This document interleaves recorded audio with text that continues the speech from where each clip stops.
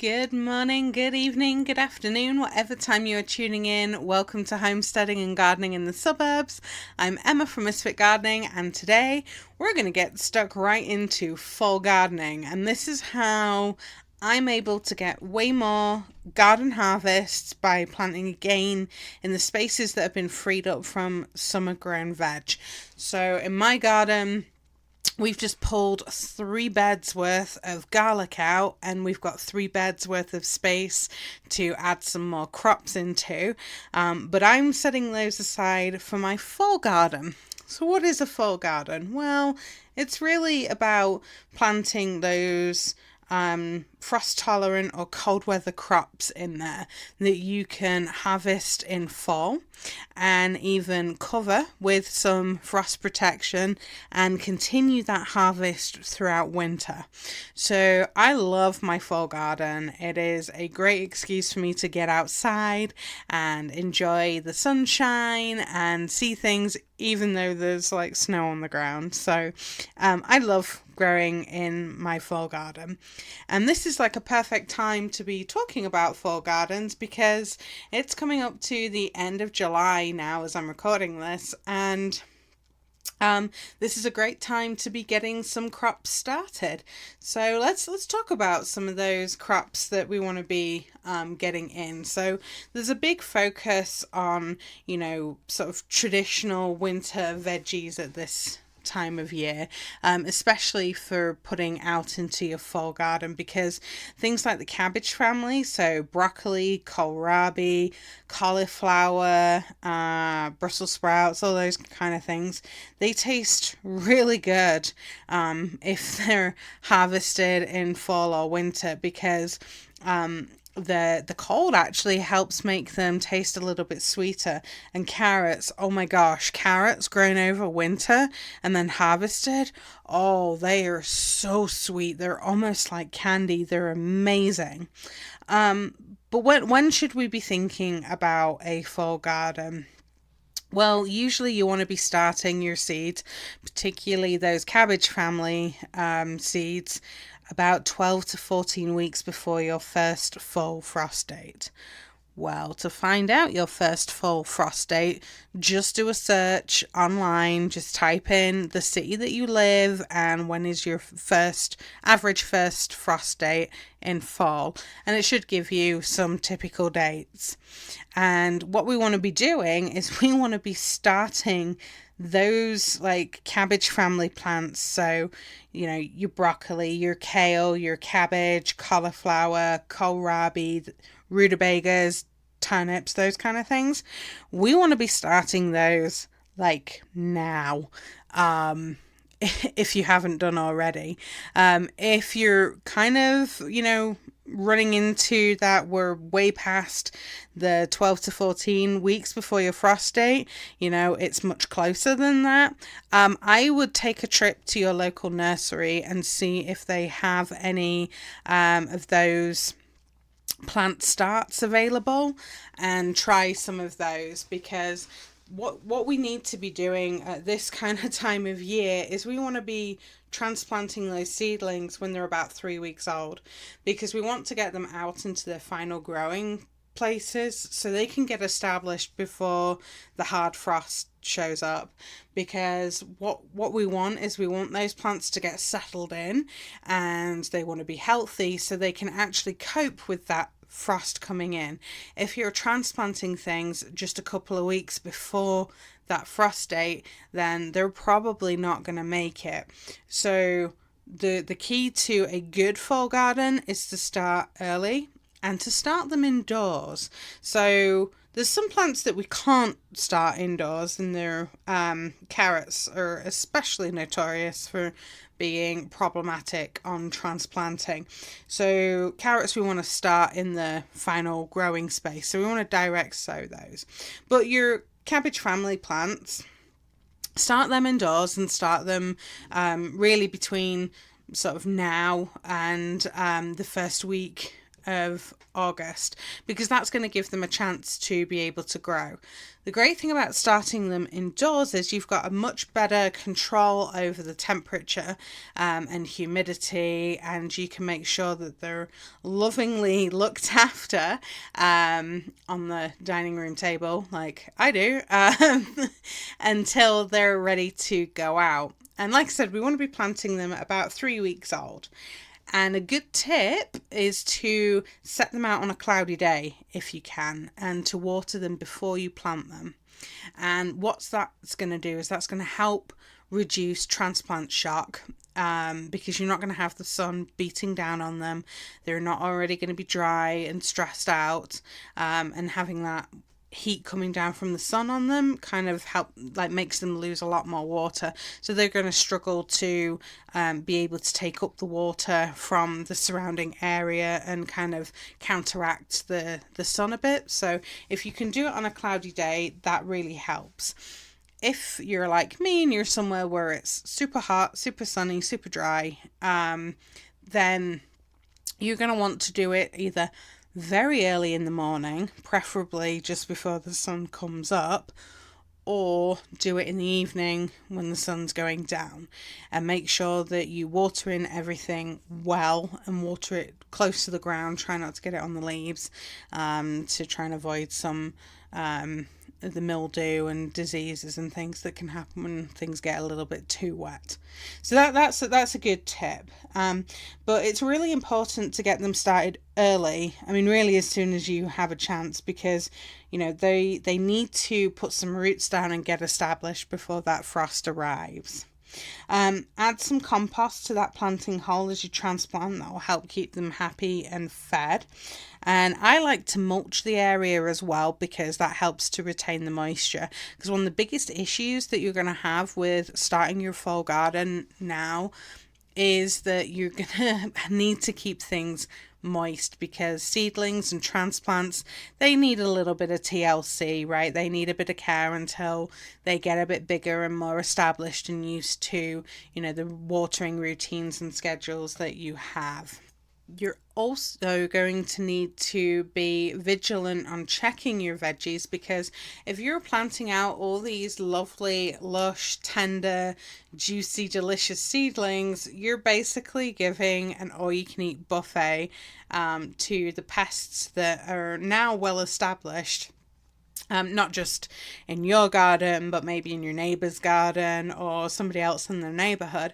And putting out all these tender, delicious seedlings is like, hey, there's some good food over here. We want to be coming over and visiting. So you want to be looking for signs of aphids on the underside of leaves. You want to be looking for eggs being laid on there. Maybe some nibble marks, some trails from slugs or snails. I know for me, aphids have been quite bad this year, and I've lost quite a few transplants to aphids already. But fall, like late summer, early fall, is when the crickets come, and they can be very damaging to the crops that you've got and can really, take away all that hard work. So the more that you check your veggies, you get an understanding of what's normal and where something's going wrong, and you've got a chance to be able to fix those issues and counteract it using, organic soap sprays or, whatever it is that's causing that issue. You've got an opportunity to fix it before fall. We also want to be maximizing the space that we've got and really making the most of being able to pack more veggies in. And you can do that by planting in a zigzag pattern. So if you plant one up, you plant the next plant down, and then up and then down, then up and then down, just like a zigzag. You can even draw a zigzag on the garden bed that you're going to be planting in, which I kind of like to do, especially if I'm helping a new gardener, because that helps you get the spacing for the seeds as well. By having that spacing, you're going to give your plants plenty of ventilation so they've got room to be able to grow. And also, you're going to be able to get more in there. So, if you've got some slower growing crops, you could maybe put in some quicker growing crops nearby that are going to help shade out some of the weeds, but also provide you with another harvest. But what sort of crops can you be planting in a fall garden? Well, there's actually quite a lot that you can be planting for fall, and I've got a list of veggies that I'm planting. So let's run down. So we've got broccoli, kohlrabi, corn salad, it's also known as mash, cabbage, kale, rutabagas, also known as swede to us folks from the UK, radishes, peas. Oh my goodness, peas in fall are so good.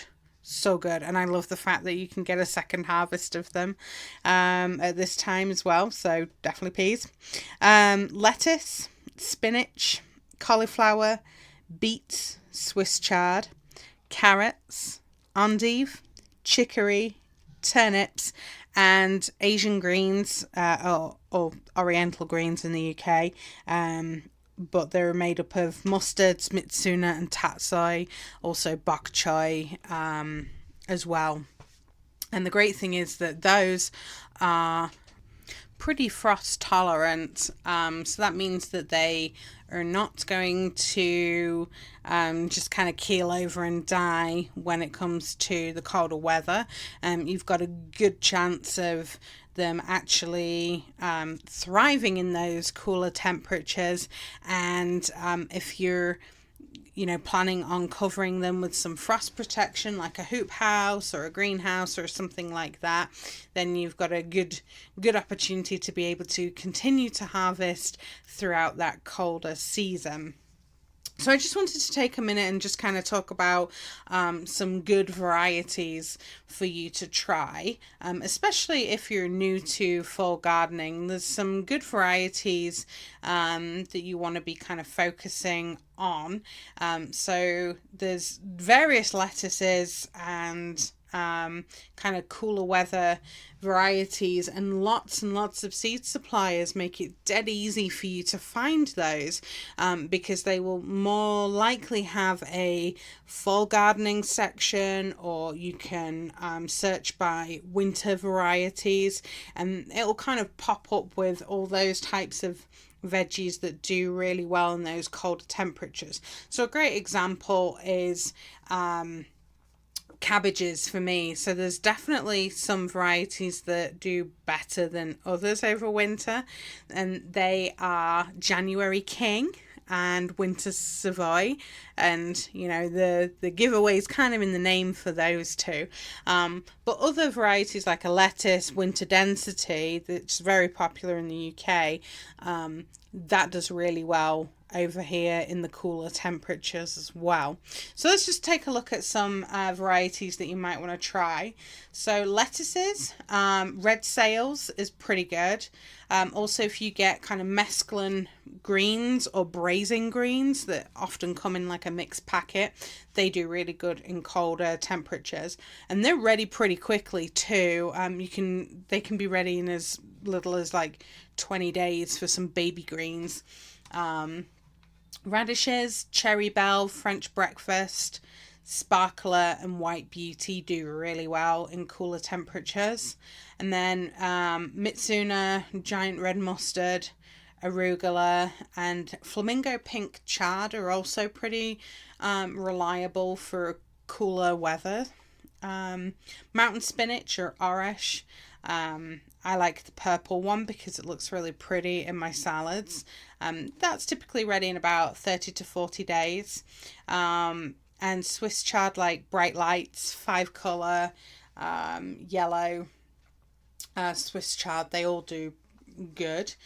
Romaine lettuces do quite well in the cooler temperatures as well, and they're relatively quick maturing, somewhere between 30 and 40 days. Spinach, Bloomsdale Longstanding is always my go-to for spinach. That one is always grown very well here in the colder temperatures. And beets, bull's blood, early wonder, and Egyptian flat are definitely varieties to try. And I like to have a variety of different types of beets because some do really well for like as baby beets for the greens that you can then put in a salad, and then in the cooler temperatures those actual roots really swell and taste delicious. Kale, there's lots of different types of kale that you can try. Most of them do really well throughout the winter. I've got a couple of varieties that I've saved the seed of over the last year or two, and I like to grow those. But if you haven't got some kale seed that you've saved, then the Ragged Jack or Red Russian variety, De Niro Toscano or Dinosaur Kale is pretty good. And both of those have survived out in winter with no protection where I live here in a zone 7. They've done pretty well, but most kale varieties grow well. I also really like the Scotch curly kale, Blue Vates. That's a good variety. For some of the Asian greens, the tender green mustard, pak choi, baby Shanghai are really good, as is Tokyo white turnip. The great thing about turnips is you can use both the greens and the roots. We like to kind of braise the greens and then roast the roots, so that they do pretty good.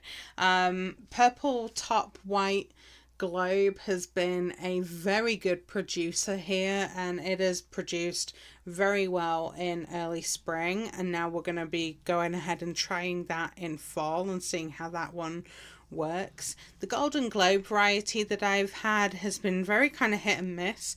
It might just be the variety doesn't always come up, but the purple top has definitely been a steadier producer. But I've got lots of different varieties of turnips that I'm also trying. I've got some Japanese varieties as well, which I'm really excited to be trying. Radishes, black Spanish, daikon as well are good for winter. We've also got cauliflowers, snowball is very, very good for cooler weathers. Carrots, I like to have more carrots for kind of storage this time of year, so there's a couple of varieties that I tend to be growing. They're the purple dragon type. We've also got a couple of hybrid carrots that we're trying, which is a Candy Snacks F1 and Bolero. Also navel F1 carrots, and they're all kind of good storage carrots.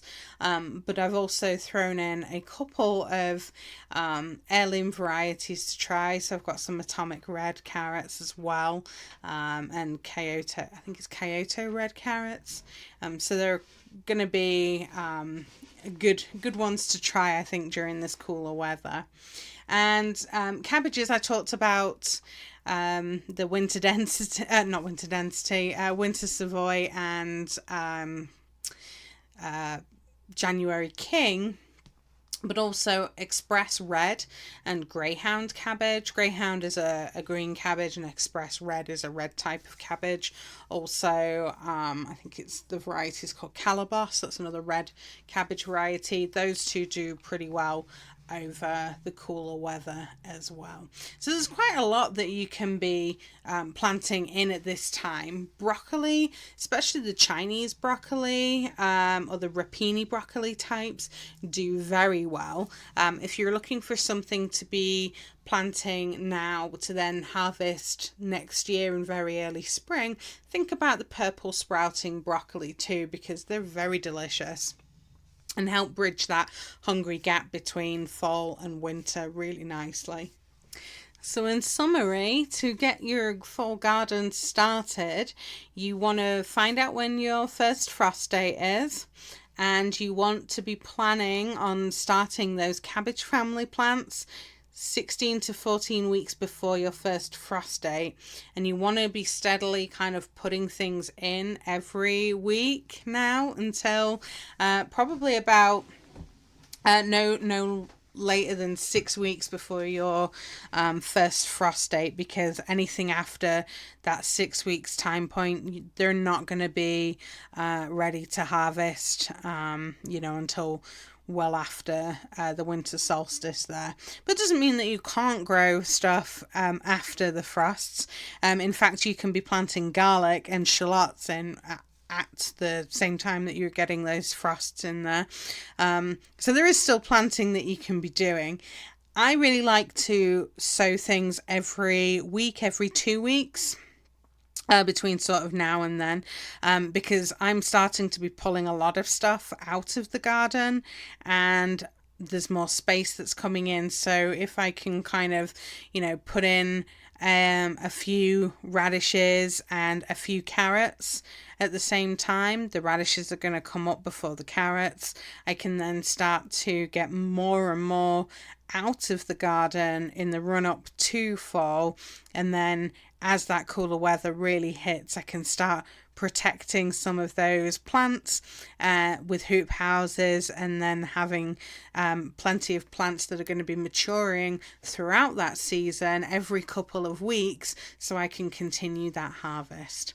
So I hope that you found this episode useful. If you do, please let me know. If you're listening to this on YouTube, if you can give me a thumbs up, that would be great. Or hit the like button wherever you're tuning into this. Until next time, I hope that your garden grows beautifully, and enjoy the rest of your week. Bye bye.